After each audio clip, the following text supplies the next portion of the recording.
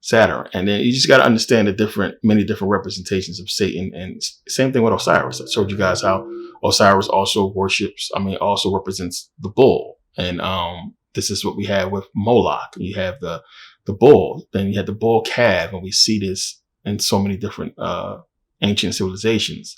And then, it's not a coincidence that you had Satan being shown with the two horns. And then you also have Satan as a serpent. And it's like, what is going on? The dragon, that serpent, he's called a serpent, and the dragon, he's looked like Pan, and a lot of different drawings with the horns. All this stuff is the same. So it all goes back to ancient Kemet and them giving us this understanding. And I talked about what George Lucas and Iapetus and him creating the Death Star, how he already knew this. You can clearly see that the lightsaber is representing the Jed pillar, which is Osiris. You can see the Death Star. So Iapetus is one of the moons of Saturn. You have Darth Vader's mask, which is, the Sphinx, which is what most people know it as. But I showed you guys, with the Tut bus and understanding what it represents. So talked about how you have Satan, that serpent, representing the lower part of the brain, which you got to understand is reptilian. The higher part of the brain would be the limbic system, which they call the bird brain, because it's just like a parrot. We share the same type of limbic system with birds, which is one of the reasons why parrots can talk. So you have here with the Wajet, Nekbet, you have the serpent, right? You have the bird. It's giving you Upper and Lower Egypt. For those who understand what that divide is really about, it's power. But we have what I showed you guys with Osiris. This is Osiris right here, represents the spine, and it's giving you that energy, the serpentine energy, the Kundalini energy, which basically rises from the spine. But this is all the same. This is what Osiris is. And when you see the early depictions of Osiris, you see him represents the spine and many other things. We don't worship him as a god. We represent him as many different aspects of us and nature. Now, as I said, Osiris represents the Jed, D-J-E-D. The energy rising up the spine activates the third eye. So you have Jed, which would be the spine, the Jed pillar eye, Jedi. And this is why George Lucas used this representation, and where the word Jedi comes from. It's talking about the Jed. So as I've shown you guys with the pyramid in Kemet, the Great Pyramid is giving you this exact representation. When you have the King's and Queen's chamber pointing to Sirius and pointing to the lower chamber, which would be the Queen's chamber, pointing to the constellation of Draco, which would be the serpent, which is why Queen, you have the woman Eve, which is why Eve is the one who dealt with the serpent first. It's just giving you this whole story. And this is stories that they're not telling us, that you don't hear about, that you have to really dig into ancient Egyptian mythology and understand a lot of these stories. I talked about the whole story with the Garden of Hesperides, and understanding that this is the Garden of Eden story that existed long before anything biblical. And in the Garden of Hesperides, you have multiple stories, with Hercules and, him having to do his duties. And he went to the Garden of Hesperides and he had to basically wipe out the serpent dragon. And it's one of the things you got to understand when you see that Garden of Hesperides, and understanding that you had a man and a woman in the garden, which would have been Zeus, along with Hera. And we had the apples of immortality, which is the same as, the fruit that's going to make them immortal. That's the whole thing. If they eat off the tree of the knowledge of good and evil and the tree of life, they will live forever like us. It's the same thing. It's where the story is coming from.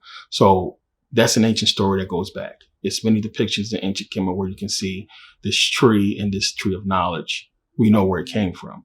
So it's a lot of information that you're doing yourself a disservice of not understanding, and running back to the understanding of this evil Satan. And it represents so many different things outside of your understanding. And it's going to take a lot of information for you to make it clear, to understand it. So you got to really go back and start digging. And a lot of you guys are way behind. Satan is an aspect of us, just like God is. Good and evil. That's what it's about. So you have to break down the esoteric understanding of it and of course, when you run into scary, spooky things, it's going to correspond to something that's bad. And this is what it's about. So yeah, I mean, you are correct in saying Satan, but this is stuff that when we look at scary stuff, it has to deal with men, stuff that men do. The magical, spooky stuff we see on TV is not real. It's still comes from the mind of men. So it's not something you should be caught up in. It's something that men created, just like they created the biblical stories for you to really grasp and understand that. The real Satan, evil, comes from men, comes from you. We have to be the people who instill it, who do it, who make it happen, no matter how you want to slice that. So anything evil you're seeing in this world is coming from men. It's not coming from, some angels or demons or something from out there. It's us. So it's not a coincidence. We see what's happening. It's the work of men. The wars, the financial problems, everything we've seen is the work of men. It's the evil within us. Plain and simple. We decide what happens. It's the work of men. Period. What you do, what happened in your life, you can't scapegoat it out to something, spooky like Satan. It's you. And you're giving that credit to the evil part of you, which would be the satanic part of you. So again, as I said, would kind of be appropriate to say, oh, the devil made me do it, because the devil is a part of you. It's that evil part of you. Always go back and talk about this. You have the, angel on one shoulder, devil on the other. It's the yin yang dualistic nature that we all live in. You make choices. And that's what the story in the Bible, Job is about. It's good and evil, God on one hand, Satan on the other hand. But, it's not good what God did. It's really all an act of Satan when you understand it. It's all the bad side, because the good part of you wouldn't put Job in that situation. It would be like, I'm not going to do this to prove a point to you. So it's giving you that understanding of how, your thoughts that you think is good could be evil, or what you think is good, is bad. We all have our interpretations of good and evil. If you're trying to do something that is important to you, somebody else might consider that bad. A group of people might consider that bad, and you're labeled the bad guy. But to you, what you're doing is a good thing, because you're doing it for you and your family, so on and so forth. It's all men. It's us. So it's many deeper, different understandings of what Satan represents. But it goes back to a lot of different things. And people are going to be scared of it, and they have been made to be scared of it. And, it's movies out here, and it's just like a lot of common sense questions you got to ask yourself for these movies, to be allowed to be made by people that's supposed to be ordained by God. And then you have the worship and praise of Satan, satanic things all throughout the, the entertainment industry. You got to look at that. And you got to look at the, rich millionaire actors and musicians that thank Jesus for their success. And the whole time they're promoting Satan and promoting things that's against the Bible, but they're successful. And it's so many different things to look at and say, well, how is these people getting success and, seemingly being blessed by God? I mean, you have these rappers that have prayer meetings. I showed you guys the picture of the strippers praying before. You got to look at all this stuff. There's so many different things that people take out of religion and put it towards their personal self. And that's really what you're supposed to do when you understand. But Christians doing it all the time on social media, not supposed to be there, doing things they're not supposed to do, but they will argue you down that they're a Christian and that they worship and follow the book, when we can clearly see they don't. People take the religion and take it personally and try to fit it to fit where they want it to fit or need it to fit personally. Jesus as my own personal Lord and Savior. This is what they're doing. And you got to understand how that breaks down. So it's the same, Jesus is Satan. Satan is Jesus. God, Satan, one and the same. Saul still goes back to you. Plain and simple. Anything that's going to be done evil in your life is done as a result of your own actions or the actions of someone else.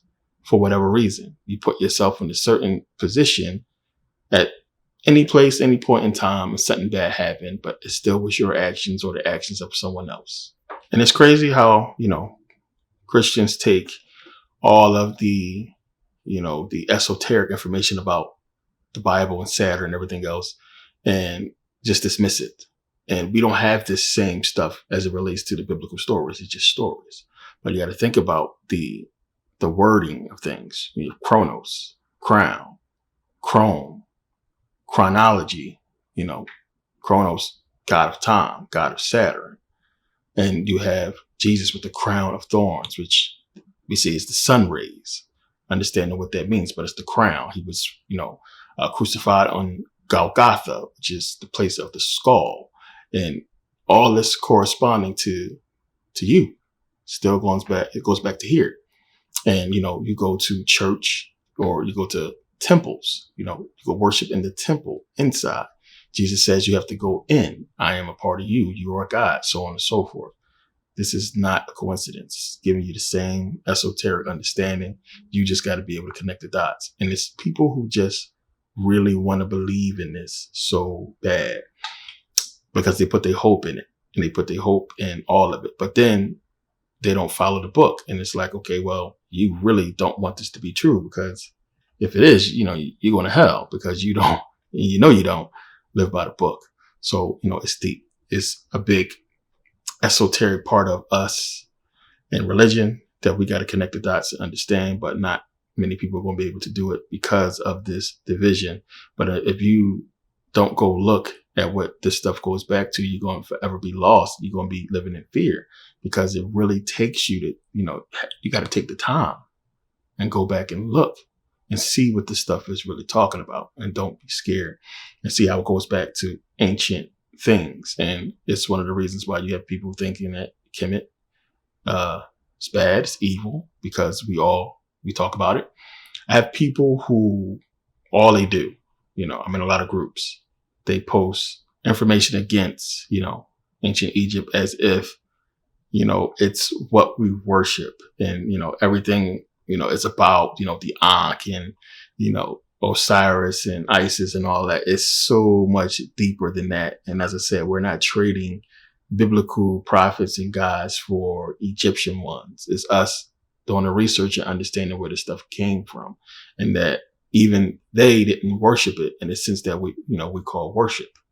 And it's really obvious. It's one of the things I come across so many people that seem so sure and cocky and arrogant in their religion. And as a researcher, a person who does this for over 20 years, a person hasn't looked at anything. They're regurgitating what they heard in church or seen online. They did bias research where you go back and look at the people who put out the research. They're Christian or Christian sources. They didn't go and look because, like I said, there's no way you can go and look and still worship the book. There's no way you can read the book and still worship it, because, as I said, you get to a certain point, you're done. You understand. You start to get it, what it's talking about. And it just seemed so far-fetched. It's just crazy. It's hard to believe. The stories itself is hard to believe. But then just to believe the stupidity of the Hebrews throughout the Bible, it's just hard to believe that the people who are actually dealing with the real creator God is so stupid and so defiant, which is why you got to really look at that story. As I said, I am the Lord, your God. Who is it talking about? Because clearly, I'm the Lord, your God. I'm not everybody else's God. I'm your God. And you should have no other gods before me, implying that there are other gods. But you're supposed to be the one who created everything. So why are you worried about any of this? Why is it a problem? Why would you be worried about them worshiping something that you created that not supposed to exist according to our preachers or what have you?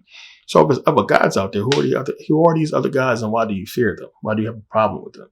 What do they do? What are they doing? And then you got to look and just, it's a story, but just think about the biblical, the part of it, the common sense part of it, that if these people were worshiping whatever it is, it must be something real. But then you go back and you understand that, hey, it's talking about Saturn.